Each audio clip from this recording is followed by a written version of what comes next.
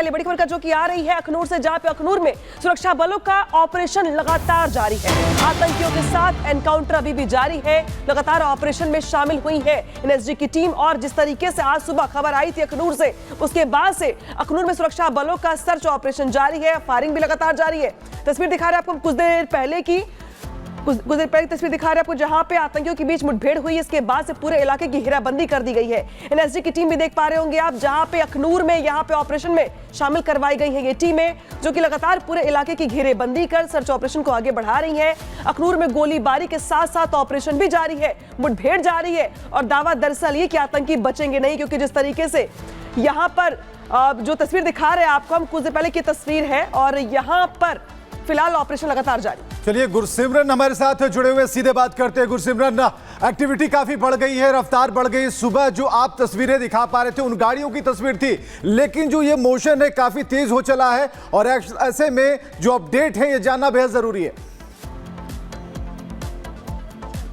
देखिए, इस वक्त जो है नेशनल सिक्योरिटी गार्ड की टीम यहाँ पर पहुंच चुकी हैं। 12 कमांडोज जिन्हें कि एक अधिकारी हेड कर रहे हैं, वो इस वक्त ऑपरेशन साइट पर पहुंचे हैं। तो आप मान के चलिए कि जम्मू कश्मीर पुलिस की जो रिक्वेजिशन थी कि जो एनएसजी कमांडोज हैं वो भेजे जाएं ताकि ऑपरेशंस को जल्द से जल्द क्लोज किया जाए। तो ऑपरेशन अपने आखिरी स्टेज पर है। कोशिश ये है कि फाइनल असॉल्ट किया जाए। आतंकी बताया जाता है कि किसी ऐसी जगह में, पक्की जगह पर छिपे हुए हैं जहाँ पर आतंकियों पर सटीक मार कर पाना मुश्किल हो रहा था सुरक्षा बलों के लिए, क्योंकि लगातार छिपे हुए आतंकी फायर कर रहे हैं। अभी भी आतंकियों की तरफ से लगातार फायरिंग जारी है, लेकिन अब रॉकेट लॉन्चर से असॉल्ट भी किया जा रहा है आतंकियों पर। और इसके साथ साथ अब क्योंकि एनएसजी के कमांडोज, जम्मू कश्मीर पुलिस का जो स्पेशल ऑपरेशंस ग्रुप है और भारतीय सेना, तीनों जो है इस ऑपरेशन का हिस्सा बन चुके हैं। तो आप मान के चलिए कि आने वाले चंद समय में ऑपरेशन जो है वो अपने आखिरी चरण की ओर अग्रसर होता दिख सकता है। बिल्कुल, ये जो पोजीशन पॉइंट है, आप इसके बारे में बताइए कि अखनूर से एक बड़ी रिपोर्ट आप बता रहे हैं, लेकिन जिस जगह पर आप हैं और जिस तरीके से इस ऑपरेशन को चलाया जा रहा है, जो पोजीशन पॉइंट है, क्या इनपुट्स हैं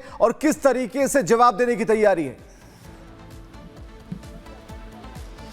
देखिए, सुरक्षा बलों के पास सुबह जो इनपुट आया था सबसे पहले कि आतंकी एक मंदिर में छिपे बैठे थे और वहीं से घात लगाकर उन्होंने भारतीय सेना के काफिले पर हमला किया। हालांकि सुरक्षा बल क्योंकि तैनात थे, लगातार इस तरह के हमले हो रहे थे, उन्हें इस बात का अंदेशा था कि कुछ भी हो सकता है। यही कारण है कि सुरक्षा बलों ने वापस आतंकियों पर फायरिंग की, जिसके बाद आतंकी एक जगह पर छिप के बैठ गए। पूरे इलाके को कॉर्डन किया गया। कॉर्डन के बाद अब ऑपरेशन शुरू हुआ। पहले मंदिर के पास एनकाउंटर हुआ, उसके बाद से सुरक्षा बलों की तरफ से एनकाउंटर जो है वो आसपास के जंगली इलाके में जारी था। आतंकी जो हैं वो एक बंकर में, यहाँ पर क्योंकि सरहदी इलाका है, बुलेट प्रूफ जो बंकर्स हैं वो बने रहते हैं, घरों में कम्युनिटी बंकर्स, घरों के बंकर्स, वहां पर आतंकी छिपे बैठे हैं। जिसके बाद अब ऑपरेशन जारी है और इस ऑपरेशन में जम्मू कश्मीर पुलिस, भारतीय सेना के स्पेशल फोर्सेस, राष्ट्रीय राइफल यूनिट, लोकल यूनिट्स के साथ साथ अब नेशनल सिक्योरिटी गार्ड के कमांडोज जो हैं वो इस ऑपरेशन में जुड़ चुके हैं। और जम्मू संभाग में यह पहली बार हुआ है कि किसी ऑपरेशन में एनएसजी के कमांडोज की मदद ली जा रही है।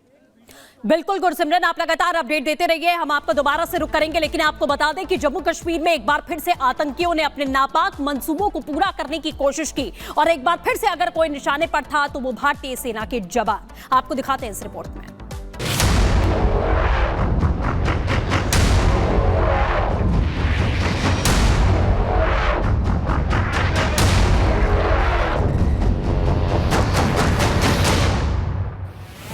घाटी में सेना ने आतंकियों के खिलाफ आर पार की लड़ाई शुरू की है, तो बौखलाए आतंकी लगातार हमले कर रहे हैं। आतंकी बार बार फन उठा रहे हैं। एक बार फिर से कोशिश कुछ ऐसी ही थी। टारगेट सेना का काफिला था।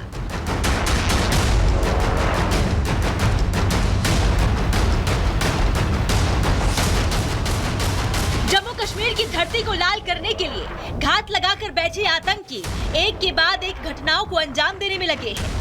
इस बार अखनूर के बट्टल इलाके में सेना के वाहन को निशाना बनाया गया। आतंकवादियों ने सेना की एम्बुलेंस पर ताबड़तोड़ गोलीबारी की।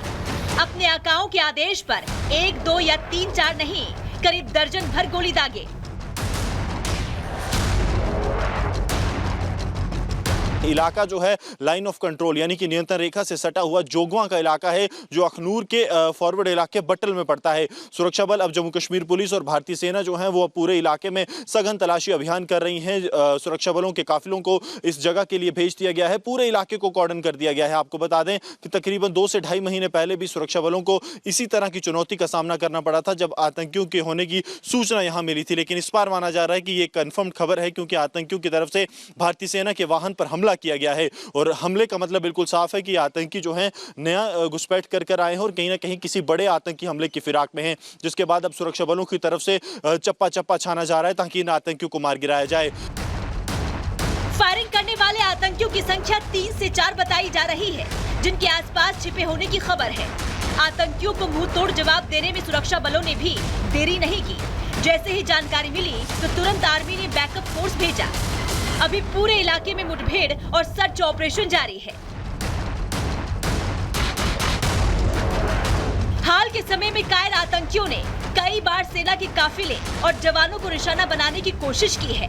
कभी गोलीबारी तो कभी ग्रेनेड हमला, चाहे कुलगाम हो, डोडा हो, उरी हो या फिर कठुआ, लेकिन हर बार जवाब मुंह तोड़ मिला है। लिहाजा आतंकी आकाओं में बौखलाहट और बढ़ गई है और वो बार बार नापाक हरकत को अंजाम देने की कोशिश करते हैं। जाहिर है पिछले महीनों में आतंकियों ने अपने नापाक मंसूबों को लगातार अंजाम देने की कोशिश की, लेकिन मोदी सरकार और सेना के जवान ऐलान कर चुके हैं, घाटी से आतंक का अंत करके ही रहेंगे। एक एक आतंकी को बिल से निकाल कर मारेंगे।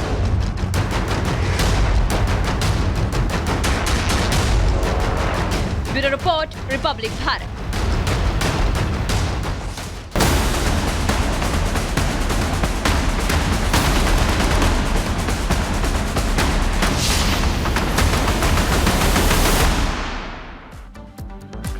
देश में जनगणना को लेकर बड़ी जानकारी सामने आई है, जिसके मुताबिक अगले साल यानी 2025 से जनगणना शुरू होगी, जो अगले 1 साल तक चलेगी। दावा यह भी कि इसके बाद 2035 में जनगणना करवाई जाएगी। साथ ही जानकारी ये भी कि इस बार जो जनगणना होगी वो पिछले बार के मुकाबले थोड़ी अलग होगी, कुछ नए सवाल भी जोड़े जाएंगे। पूरी खबर दिखाते इस रिपोर्ट में।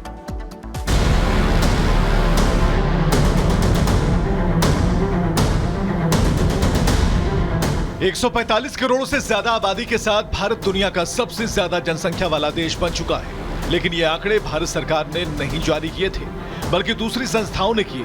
कारण यह है कि भारत ने हर साल 10 साल पर कराई जाने वाली जनगणना 13 साल से कराई ही नहीं है, लेकिन अब सरकार ने इस पर कदम बढ़ा दिया है। सूत्रों के मुताबिक देश में अगले साल से जनगणना शुरू हो सकती है। यह प्रक्रिया 2025 से 2026 तक चलेगी। 2026 में आंकड़े प्रकाशित होंगे।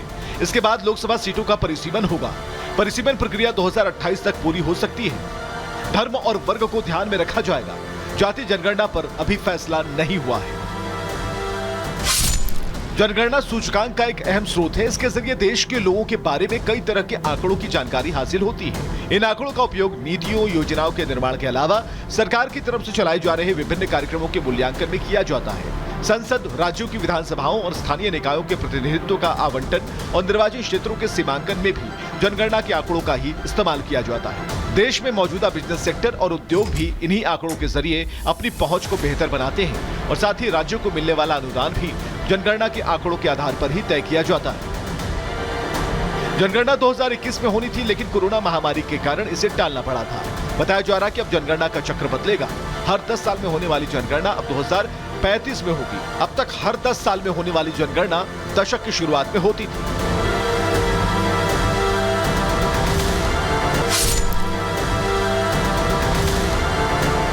कई विपक्षी दलों की तरफ से जातिगत जनगणना की मांग भी हो रही है, लेकिन सरकार ने अभी इस बारे में फैसला नहीं किया है। जनगणना में धर्म और वर्ग पूछा जाता है। सामान्य, अनुसूचित जाति, अनुसूचित जनजाति की गणना होती है। इस बार लोगों से यह भी पूछा जा सकता है कि वे किस संप्रदाय के अनुयायी हैं। जनगणना पर 12,000 करोड़ रुपए से ज्यादा का खर्च आने की संभावना है।